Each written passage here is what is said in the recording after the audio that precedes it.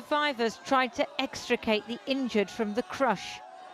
The dead had been trampled underfoot.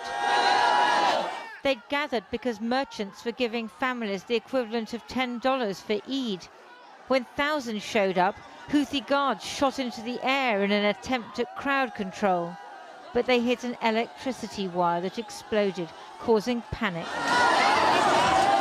So now it's time to identify the victims of an entirely avoidable tragedy. People came in such large numbers because war has impoverished so many Yemenis. The Houthis shot into the air because they're poorly trained and ill-disciplined. Ministers toured the site before daybreak. The Houthis were a rebel force till they seized Sanaa in 2014, since which time they've been the de facto government. All of our officials are undertaking their legal duty to investigate this tragic incident and find a serious response to make sure something like this never happens again. We're living through a great tragedy. Many of our citizens died this evening because of this stampede. They visited the hospital, crowded with the injured. But maybe, just maybe, the desperation that led to this tragedy is about to ease.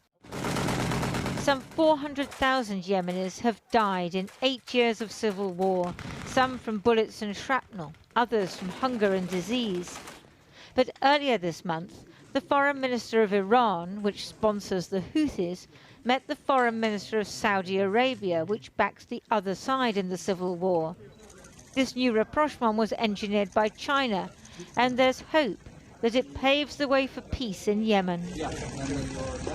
There is cautious optimism that this de-escalation roadmap would lead to peace, but mainly because this phase is dealt with the Saudis primarily and the Houthis, and yet to have meaningful engagement of the rest of Yemeni actors, it has yet to address the domestic roots of the conflict. And for this reason, it's not the equivalent of peace in Yemen.